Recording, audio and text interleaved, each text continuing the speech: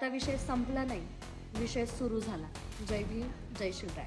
Colours Marathi वाहिनीवरील big boss मराठीच्या घरात पात्र अपात्र टास्क दरम्यान काही सदस्यांना जीवे मारण्याची धमकी दिल्यामुळे दिव्या शिंदे हिला बिग बॉसने घरातून बाहेर काढलं. या प्रकरणानंतर बिग बॉस मराठीच्या घरातील वातावरण तणावपूर्ण झालं आणि सोशल मीडियावर तुफान चर्चा रंगली. तसेच दिव्या शिंदेच्या टीमकडून चाहत्यांना शांत राहण्याचं आवाहन करत एक निवेदनही प्रसिद्ध करण्यात आलं.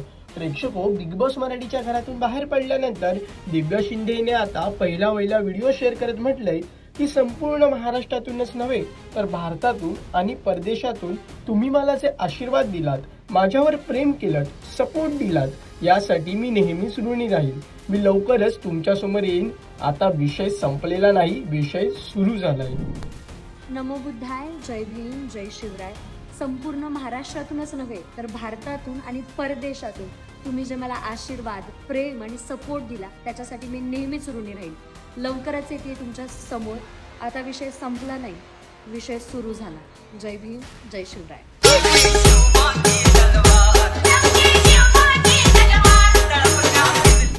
प्रेक्षको, दिव्या शिंदेने शेअर केलेल्या व्हिडिओ खाली चाहत्यांनी विविध प्रतिक्रिया दिल्या आहेत. एका चाहत्याने लिहिलंय की बिग बॉस बघायचं बंद केलं, आम्ही तुझ्यासाठी बिग बॉस पाहत होतो, विषय संपवला बिग बॉसचा, क्रांतिकारी जय भीम. तर एकीने लिहिलंय की तू वाघीण होतीस, आहेस आणि कायम राहणार. एक रियालिटी शो तुझं अस्तित्व ठरवू शकत नाही, खूप यशस्वी हो. हा व्हिडिओ शेअर केल्यानंतर सर्व प्रश्नांची उत्तर देण्यासाठी आता जाहीर पत्रकार परिषद घेणार असल्याची घोषणाही दिव्या शिंदे हिने केली आहे. नेमकं घडलेलं काय? पात्र अपात्र टास्कमध्ये घरात राहण्यास लायक नसलेल्या 2 सदस्यांचे कारणासहित नाव घेऊन त्यांच्या चेहऱ्यावर लाल रंगाने फुल्ली मारायची होती. तेव्हा तन्वी कोलते हिने दिव्या शिंदेचं नाव घेतलं आणि त्यानंतर हाय व्होल्टेज ड्रामा झालेला पाहायला मिळाला. दिव्या शिंदे सर्वांसमोर उभी राहून म्हणते की बिग बॉस, मला तुमच्याबद्दल आदर आहे, तुमच्यावर विश्वास ठेवूनच मी इथे आले आहे. मला तुम्हाला दुखावण्याचा हेतू नाही, पण एक गोष्ट मला इथे बोलायची आहे. मला खूप लोकांकडून एक गोष्ट सारखी ऐकू येत होती की मी शो मध्ये बाहेरच्या गोष्टी बोलते. मला आठवत नाही की मी नेमकं काय बोलले, पण सर्वांना ऐकायचंच आहे तर एक गोष्ट मला सर्वांना खूप अधोरेखित करून सांगायची आहे. मी बाहेर सरकार म्हणून वावरते आणि हातात तलवार ठेवते.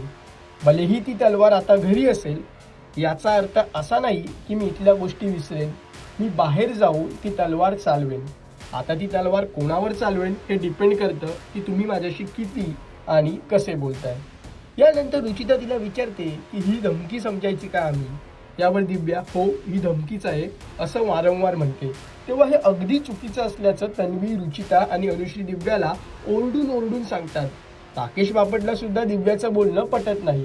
प्रेक्षको, घरातील गदारोळ पाहून बिग बॉस म्हणतात की दिव्या, अशा धमक्या खपवून घेतल्या जाणार नाही. आता एकही शब्द बोलायचा नाही. बिग बॉस जे बोलत आहेत ते ऐकून घ्या. इतर वेळी तुम्ही संविधानाच्या, मानवी हक्काच्या गोष्टी करता, महापुरुषांचे विचार मांडता आणि इथे येऊन धमकी देताय. त्यावर दिव्याने हो असं उत्तर दिलं. तसेच दिव्या शेवटपर्यंत हो ही धमकीच आहे असं म्हणत राहिली. त्यानंतर मी आपल्याला आता बोलायची संधी देणार नाही, आपल्यासाठी हा तास रद्द आहे असंही बिग बॉस सांगतात. तेव्हा दिव्या ठीक आहे सर असं म्हणते. अखेर दिव्याचं बोलणं व कन्फेशन रूम मधील संवादाचं फुटेज पाहून सर्व नियम तपासून आणि तज्ज्ञांशी चर्चा करून बिग बॉस मोठा निर्णय घेतात. घरातील सदस्यांची सुरक्षितता आणि बिग बॉस या शोची प्रतिष्ठा लक्षात घेता दिव्या यांनी केलेलं कृत्य अक्षम्य आहे. त्यामुळे बिग बॉसने असा निर्णय घेतला आहे की बिग बॉस दिव्या यांना दंड स्वरूप आता या क्षणी बिग बॉसच्या घरातून निष्कासित करत आहे असं बिग बॉस जाहीर करतात. प्रेक्षको, दिव्या शिंदे हिच्या प्रकरणाबाबत तुम्हाला काय वाटतं? दिव्याला दुसरी संधी द्यावी का? याबद्दल आम्हाला कमेंट करून नक्की कळवा आणि मनोरंजन क्षेत्रातील महत्त्वाच्या घडामोडी जाणून घेण्यासाठी लोकमत फिल्मीला सबस्क्राईब करायला विसरू नका. पाहत राहा लोकमत फिल्मी.